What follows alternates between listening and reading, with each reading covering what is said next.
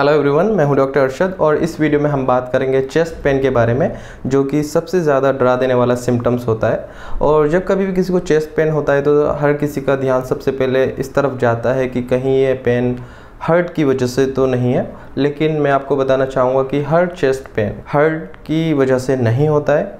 और इस वीडियो में हम 5 अलग अलग तरह के चेस्ट पेन के बारे में बात करेंगे, जैसे कि लंग्स की वजह से होने वाला चेस्ट पेन, या पसलियों में सूजन की वजह से जो चेस्ट पेन होता है, खाने की नली या इसोफेगस में प्रॉब्लम की वजह से, और साथ ही हम बात करेंगे रीढ़ की हड्डी या सर्वाइकल की वजह से जो चेस्ट पेन होता है, और ऑफ कोर्स लास्ट में हार्ट के चेस्ट पेन के बारे में बात करेंगे। तो अगर आप इस वीडियो को लास्ट तक ध्यान से देखते हो तो आप काफ़ी हद तक अलग अलग तरह के चेस्ट पेन के बारे में अंतर कर सकते हो और पता लगा सकते हो कि कौन सा चेस्ट पेन किस वजह से हो रहा है।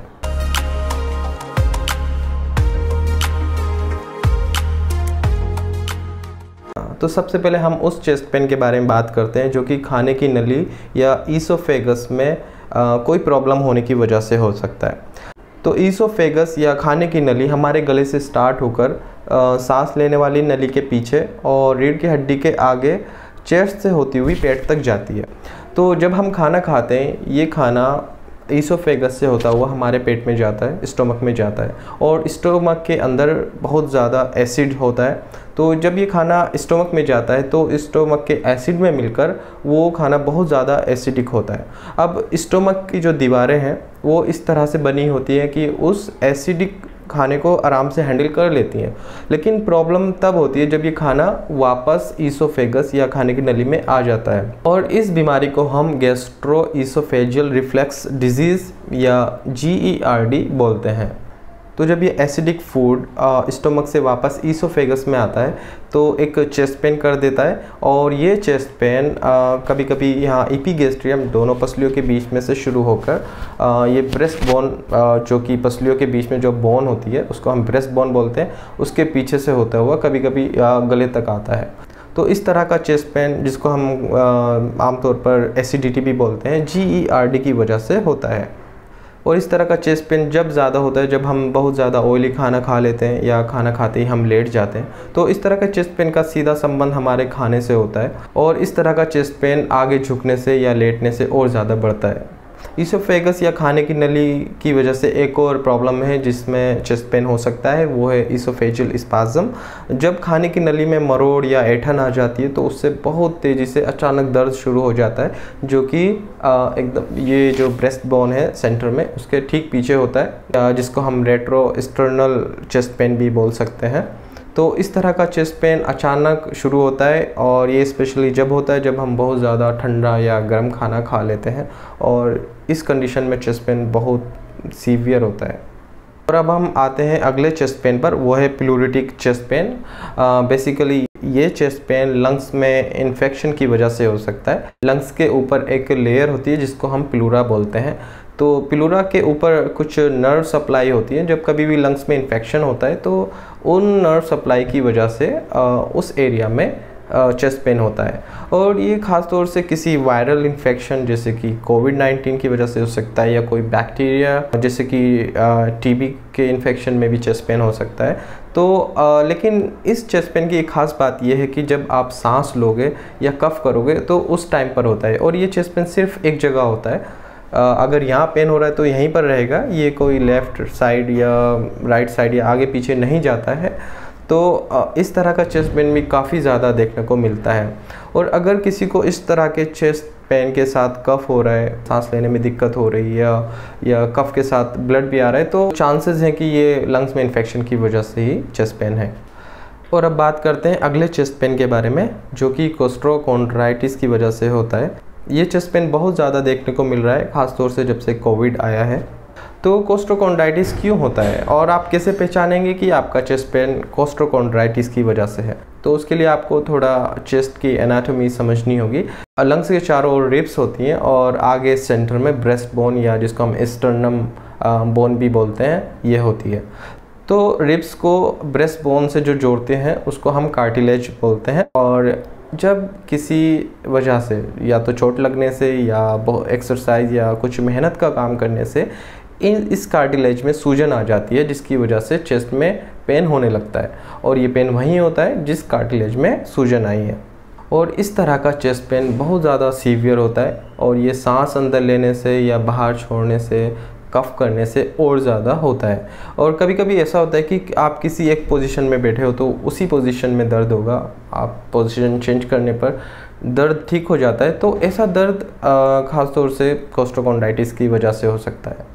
लेकिन ये सारे फीचर प्लूरिटिक चेस्ट पेन या जो लंग्स की में इन्फेक्शन की वजह से जो चेस्ट पेन हो रहा था उसमें भी देखने को मिल सकते हैं। तो कैसे आप डिफ्रेंशिएट करोगे दोनों चेस्ट पेन में, कोस्टोकॉन्ड्राइटिस का चेस्ट पेन और प्लूरिटिक चेस्ट पेन? तो एक बहुत हेल्पफुल जो पॉइंट है वो ये है कि जब कभी भी कोस्टोकॉन्ड्राइटिस का पेन होगा तो जिस एरिया में भी कोस्टोकॉन्ड्राइटिस का पेन होगा आप वहाँ पर अगर प्रेस करोगे थोड़ा ज़ोर से तो वो पेन और ज़्यादा होगा, दबाने पर भी दर्द होगा। तो ये सिर्फ कोस्टोकॉन्ड्राइटिस में देखने को मिलता है, किसी और चेस्ट पेन में देखने को नहीं मिलता है।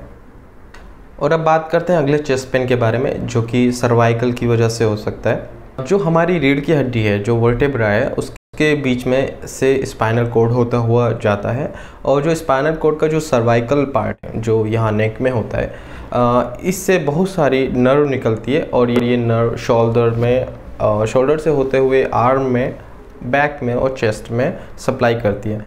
तो जब कभी सर्वाइकल में प्रॉब्लम होती है तो कहीं भी पेन देखने को मिल सकता है जहाँ पर सर्वाइकल नर्व सप्लाई कर रही हैं। वो शायद चेस्ट में भी हो सकता है, शोल्डर में हो सकता है, आर्म, फोर आर्म या बैक में हो सकता है। लेकिन सबसे ज़्यादा प्रॉब्लम तब होती है जब सर्वाइकल की वजह से चेस्ट में पेन होता है और ये पेन शोल्डर से होता हुआ आर्म में जाता है। तो ये एकदम लगता है कि हार्ट का पेन तो नहीं है, क्योंकि हार्ट का पेन भी लेफ़्ट साइडेड चेस्ट से होता हुआ आर्म में जाता है। तो इसलिए बहुत ज़्यादा कन्फ्यूज़न होता है हार्ट से रिलेटेड चेस्ट पेन में और सर्वाइकल की वजह से जो चेस्ट पेन या शोल्डर या आर्म पेन होता है। लेकिन ऐसे कुछ फीचर्स हैं जिनकी वजह से आप सर्वाइकल के पेन और हार्ट के चेस्ट पेन में डिफ्रेंशिएट कर सकते हो, अंतर कर सकते हो।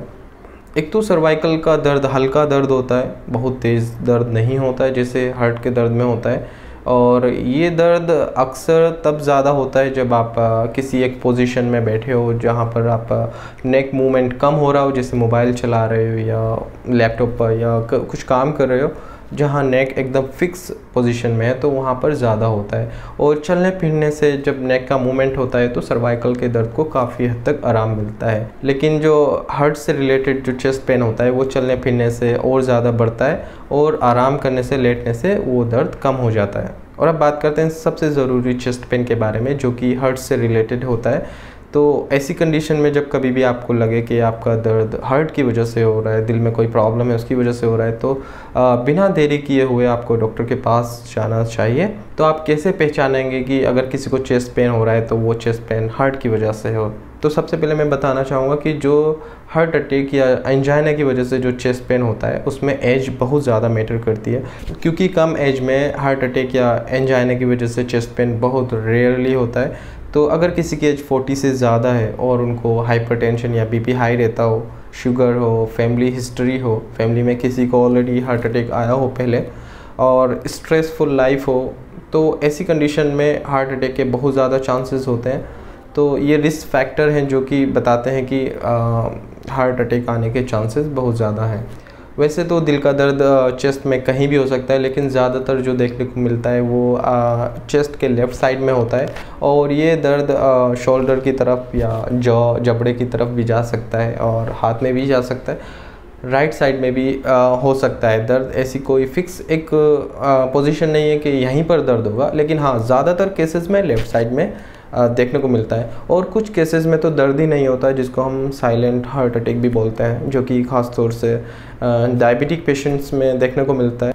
तो जो हार्ट का जो दर्द होता है, जो हार्ट अटैक की वजह से या एंजाइना की वजह से होता है, वो एक उसमें पेशेंट एक दबाव सा महसूस करता है, हैवीनेस या कुछ जिसे वज़न रख दिया हो चेस्ट में, ऐसा महसूस करता है। और अगर आप पेशेंट से पूछोगे कि दर्द कहाँ हो रहा है, तो वो फिंगर से ना बताकर पूरा हाथ चेस्ट पर रखकर बताएगा कि यहाँ पर दर्द हो रहा है, क्योंकि जो हार्ट का दर्द है कोई एक जगह पिन पॉइंट नहीं होता है कि पेशेंट बता सके, ये पूरा चेस्ट में हैवीनेस और दबाव सा पैदा करता है। तो जब कभी भी आपको लगे कि जो दर्द है वो हार्ट की वजह से हो रहा है, तो ऐसी कंडीशन में बिना देरी किए हुए आपको पेशेंट को तुरंत डॉक्टर के पास ले जाना चाहिए।